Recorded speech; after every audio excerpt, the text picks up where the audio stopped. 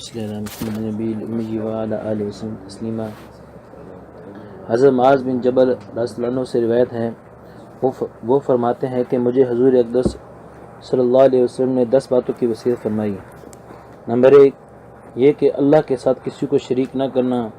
گویا کہ تجھے قتل بھی کیوں نہ کر دیا جائے یا تجھے جلا دیا جائے۔ نمبر 2 والدین کی نافرمانی نہ کرنا، گویا کہ وہ تجھے اس بات کا حکم کریں کہ تو اپنی بیوی کو چھوڑ دے یا اپنا سارا مال خرچ کر دے۔ نمبر 3 فرض نماز جان بوجھ کر نہ چھوڑنا، جو شخص فرض نماز جان بوجھ کر چھوڑ دیتا ہے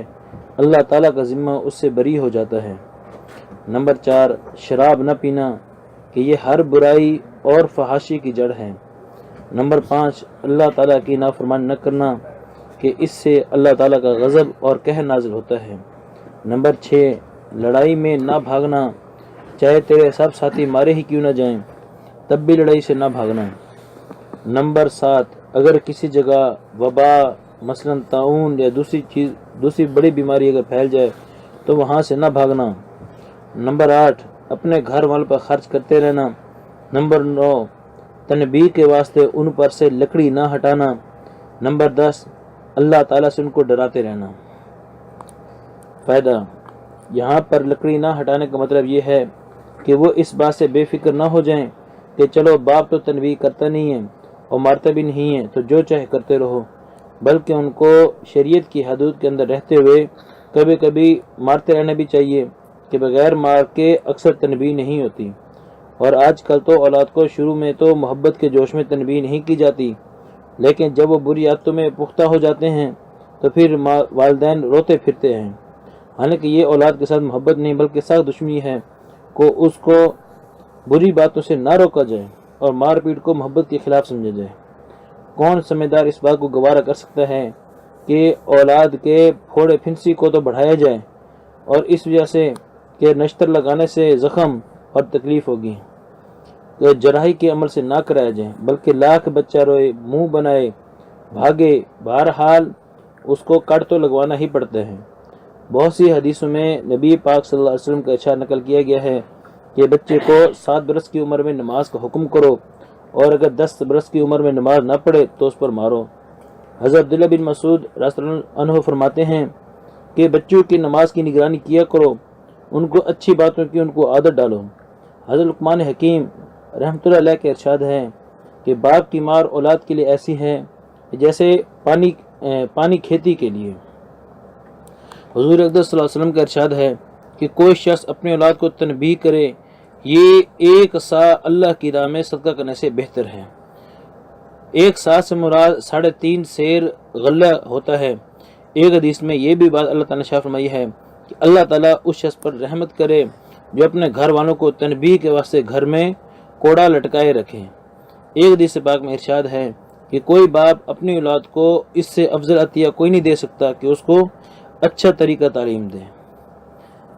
اس حدیث میں اللہ تعالیٰ کے رسول حضرت محمد مصطفیٰ صلی اللہ علیہ وسلم نے 10 باتیں ارشاد فرمائی۔ پہلی بات تو یہ کہ اللہ کے ساتھ کسی کو شریک نہ کرنا، کہ اس میں اللہ کے ساتھ ہر قسم کی بات ہے کہ چاہے وہ ذات میں ہو، کمال میں ہو، صفات میں ہو، کسی بھی قسم کی کسی قسم کا شرک جو ہے نا اللہ تعالیٰ کو پسند نہیں۔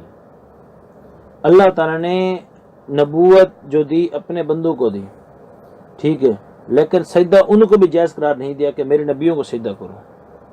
آپ علیہ السلام نے شاہ فرمایا کہ کسی کے لیے یہ بات جائز نہیں ہے کہ وہ کسی دوسرے کو سجدہ کرے۔ اگر یہ بات جائز ہوتی تو میں عورت کو حکم دیتا کہ وہ اپنے شوہر کو سب سے پہلے سجدہ کرے، ٹھیک ہے۔ اور دوسری چیز کہ والدین کی نافرمانی نہ کرنا، کہ اس میں اللہ تعالیٰ نے قرآن مجید کے اندر 15 سوال میں اللہ تعالیٰ نے شاہ فرمایا ہے وَلَا تَقُلْ لَهُمَا اُفٍّ، کہ اپنے والدین کو اف بھی نہ کہو۔ اف ایک وہ لفظ ہے کہ جسے عربی زبان میں ذکر کیا گیا ہے، ہمارے عرف عام میں ایک ہم الفاظ نکالتے ہیں، منہ سے ایک لفظ نکالتے ہیں، یہ ناک کے نتھے سے زور دیں،